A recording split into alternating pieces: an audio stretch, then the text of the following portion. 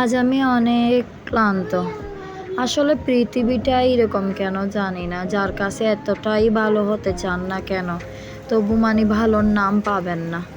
হাজার গুণ কিছু করলেও বলবে যে কি সুনামটা পাবেন না, কিছু করিনি। যাক, আসসালামু আলাইকুম সুপ্রিয় দর্শক, আশা করি আপনারা দেশ বিদেশের বাইরে সবাই ভালো আছেন।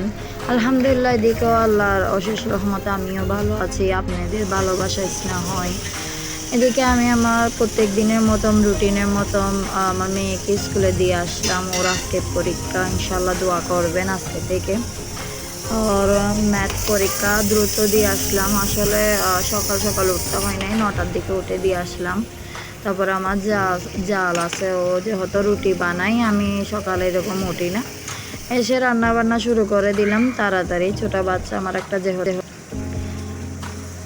যেহেতু আমার একটা বললাম যে ছোট বেবি আছে, তো ওটার আগে আমি শেষ করে ফেলি প্রায় রান্না বান্না। এদিকে আবার সন্ধ্যার দিকে যা পারি টুকিটাকি ভিডিওগুলো করি আপনাদের সঙ্গে শেয়ার করার জন্য। আসলে আমি অনেকটাই ট্রাই করি প্রতিদিন দেওয়ার জন্য, কি করব আর আর তো ভিডিও হয় না। যেটুক মনে পড়ে, যেটুক পারি, যেহেতু জয়েন্ট ফ্যামিলিতে সবসময় তো আর মোবাইল নিয়ে ঘুরতে পারবো না।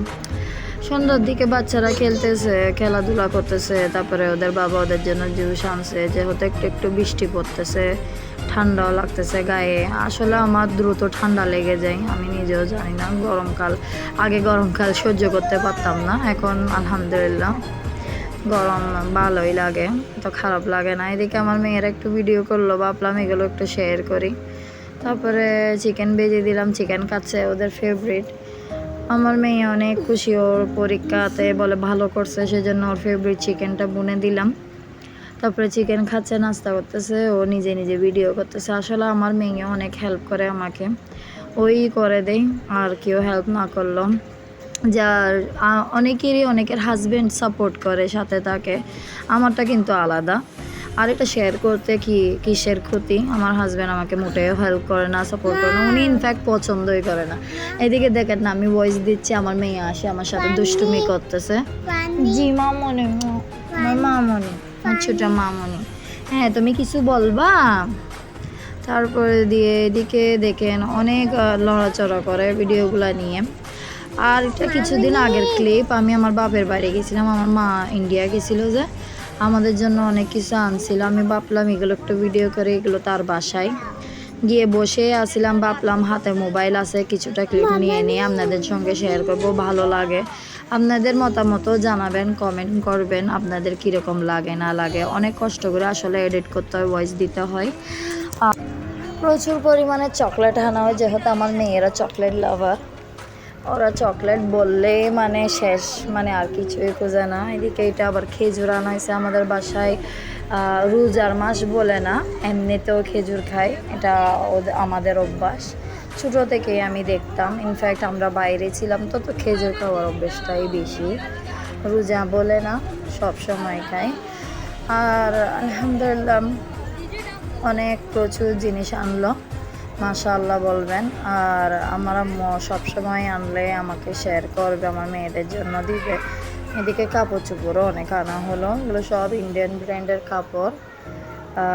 শাড়ি আনা হলো, 3 পিস আনা হলো। তেমন শাড়ি আমি পরতে পারি না, আমার অভ্যাস নেই, যেহেতু আমি বাইরে ছিলাম, এটাও আমি আগেও বললাম। শাড়ি আমি একদমই মোটেও পরতে পারি না, তো আমি 3 পিস নিয়ে ফেলালাম। 3 পিস নিয়েছিলাম। নিরিবিলি অনেক সুন্দর সুন্দর কাপড় আনছে, কম আনে না এখানে।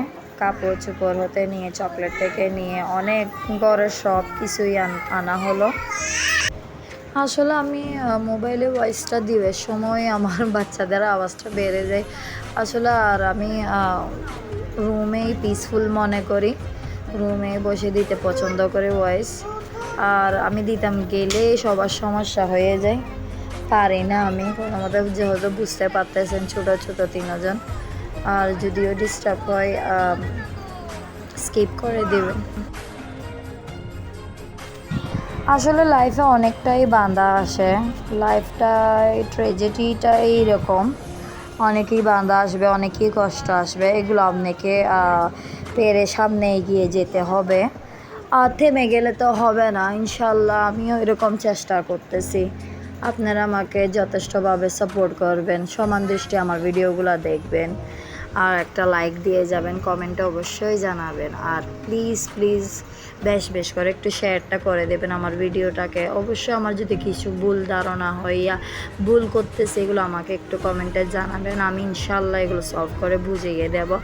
আর এদিক দিয়ে ওদের ফেভারিট সব চকলেট আনা হলো, এগুলো আমি বাসায় করতেছি আবার একটা একটা করে।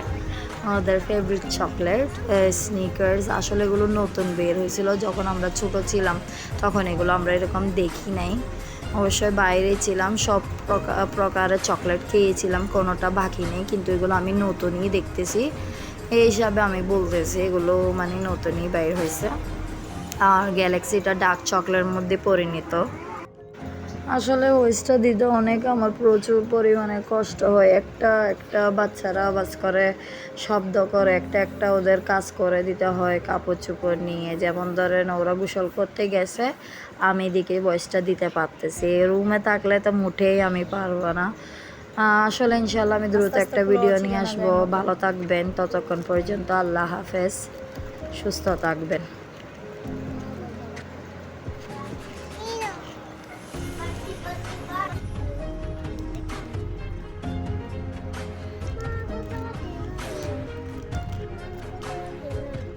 তুলতে হবে না তোমার।